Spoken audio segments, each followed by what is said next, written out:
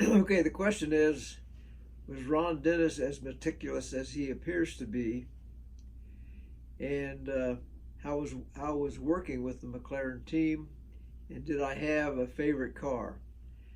In regards to Ron being meticulous, Ron was very, I guess I would use the word demanding as far as quality and meeting the requirements, and that was good. We were good with that.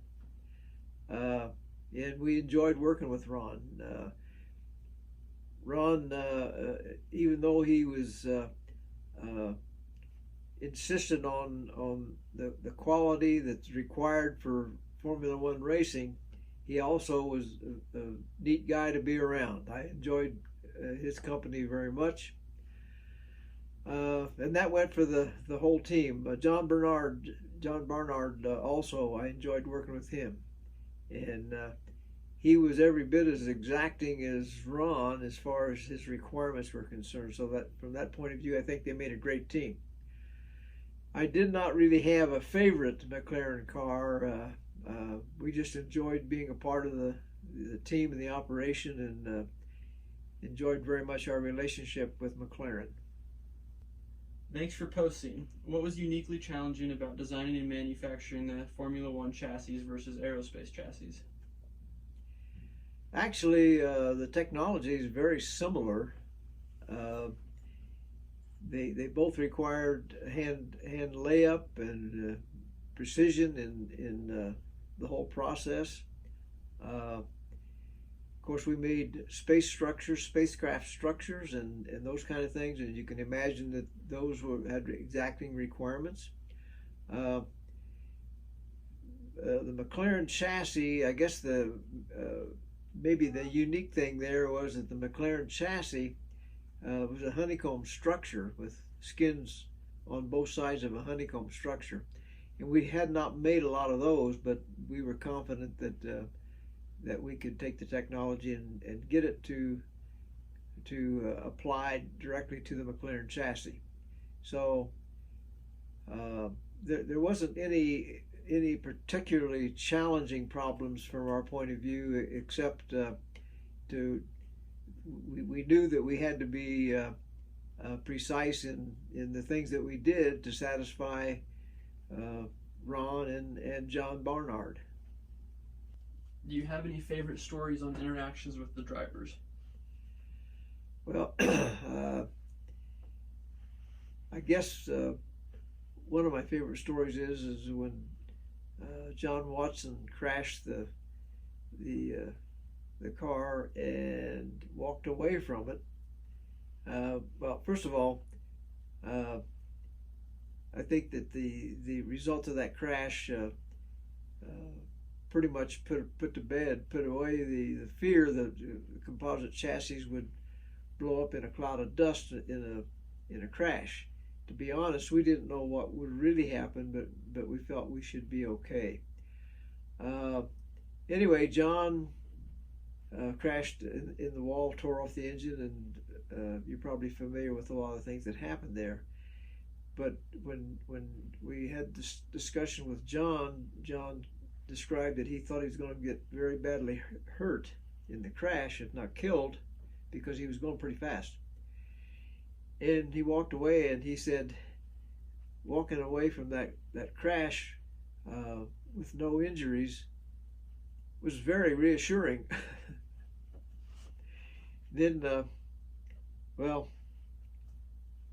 I guess that's one story. And there's a lot of stories of Niki Lauda. Niki Lauda really liked the chassis. In fact, he made the statement that it was the stiffest, strongest, safest chassis in Formula One, and he said, "Therefore, I drive."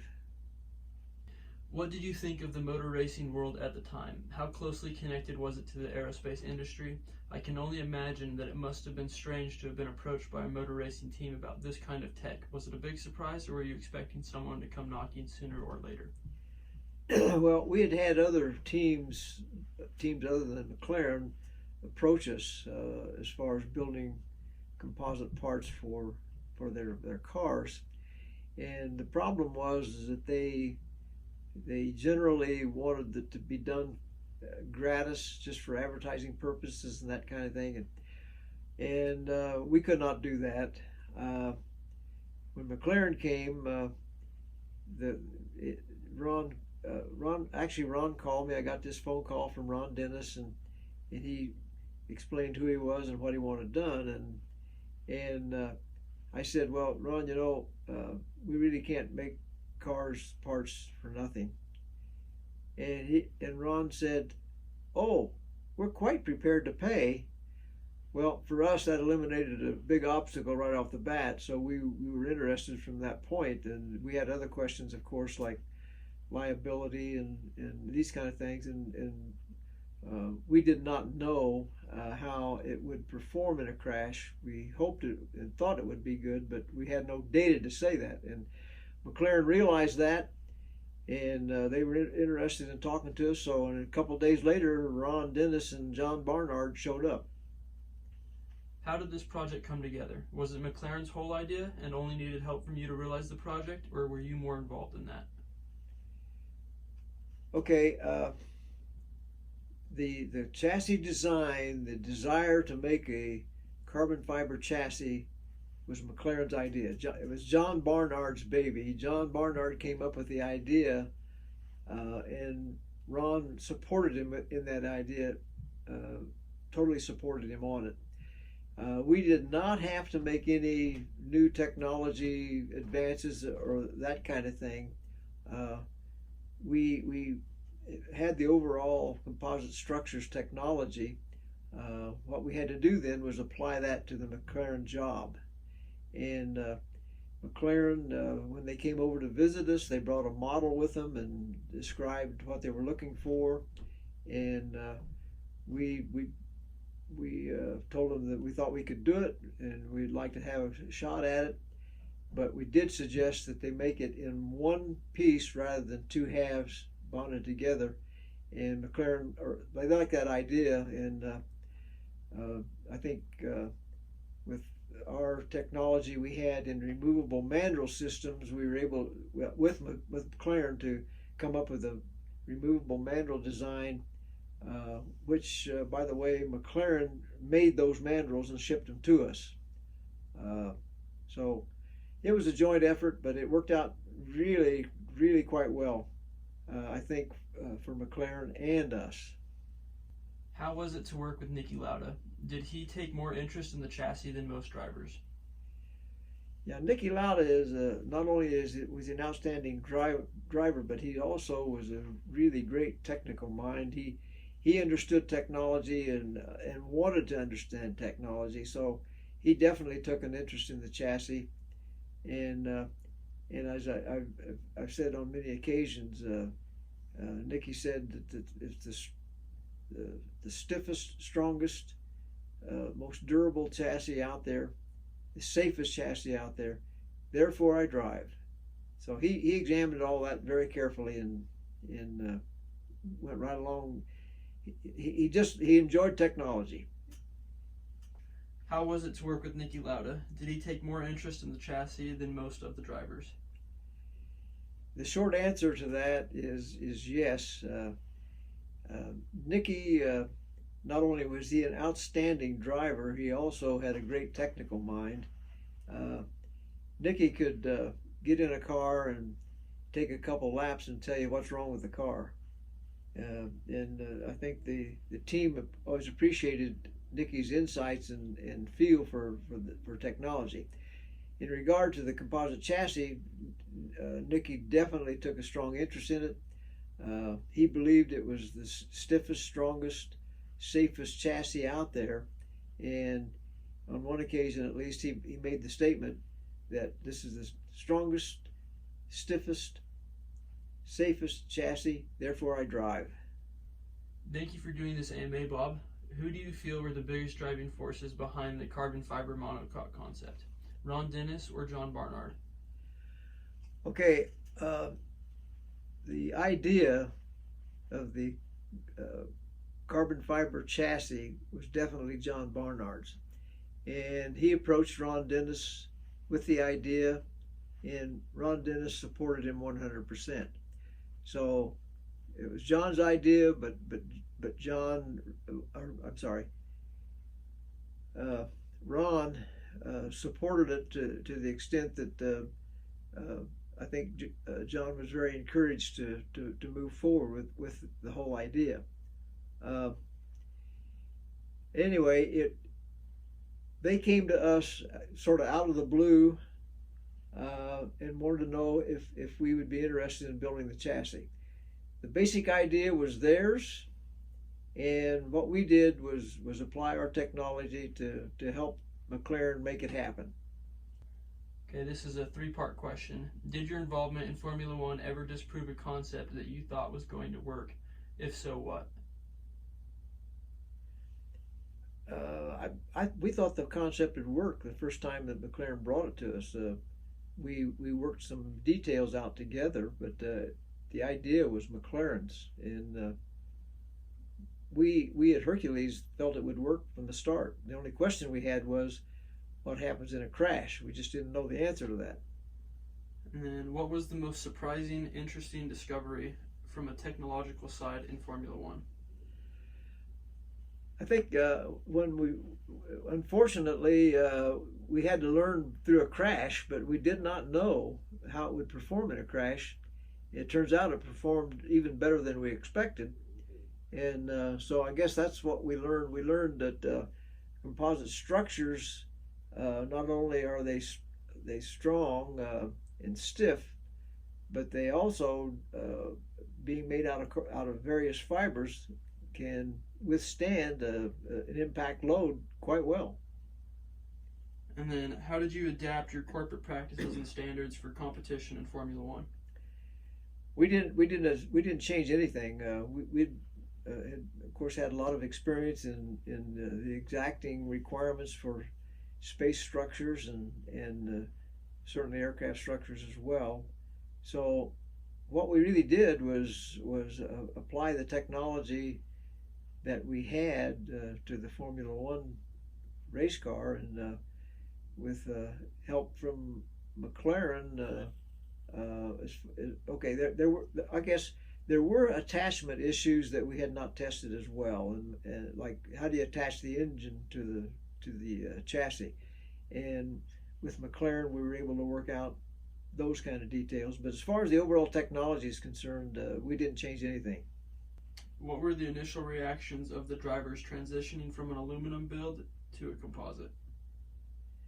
Okay, I think in general the drivers, when they got in the very stiff chassis, the carbon fiber chassis, they felt that the car handled very well. They liked the way it handled. I know that Nicky Lauda in particular said that he had no worries when he went out to test drive a car. Had no worries with the chassis. All the chassis problems were eliminated. So all he had to look for was other issues, not the chassis. What is your opinion on the newer hyper-engineered aero elements on chassis? What's it like watching the tech today, knowing that you were the pushing the envelope that got us there? Okay, in actuality, McLaren were the ones pushing the envelope. It was John Barnard's idea, supported strongly by Ron Dennis. All we did was apply our technology to their requirements. So they were the ones pushing the envelope. Were there any specific drivers that went above and beyond just driving? A driver that would stay longer with the engineers, spend more time trying to understand the car from an engineering side? Okay, the answer to that question is Nicky Lauda. Nicky Lauda was a driver, and he was also had a great technical mind, and so he wanted to know details. So it was great working with and knowing Nicky. Why was aluminum honeycomb placed between carbon skins? Were alternative materials like Kevlar honeycomb or balsa wood considered?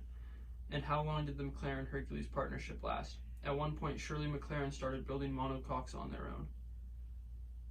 Okay, first part of that question, only aluminum honeycomb was considered. Other structures could possibly have been employed, but aluminum honeycomb, for us anyway, appeared to be the clear choice. As far as how long our relationship with McLaren existed, I guess I would say something in the order of 10 years. I don't know exact number on this. Something in the order of 10 years, and McLaren started building chassis at their facility. They bought an autoclave so basically our technology for building a chassis was transferred to McLaren, and it was a great relationship, and just a great relationship. I really enjoyed working with those guys. Having recently read John Barnard's book, I'm really happy that you are doing this AMA. Thank you. How aware were you of how much impact it would have on motorsports at the time? Did you think it would succeed when you were first approached, or were you a little skeptical? Would love to hear the story of how it came to be from your side. Okay, from a structural point of view, we were all totally convinced that it would do the job. We did not know how it would behave under a crash, as we've said on several occasions. Turned out it performed much better it turned out it performed better than we expected. I'll put it that way. As far as how it was going to impact the motorsports world, I guess I didn't have the insight personally to see how revolutionary it would really be. John Barnard and Ron Dennis understood that, and we were just happy to be a part of the team, although we feel like we definitely contributed, but the overall impact and the foresight was definitely McLaren's. Okay, I'd just like to thank you all for the questions, and I hope that my answers were helpful to you, and so all I can say at this point is Godspeed.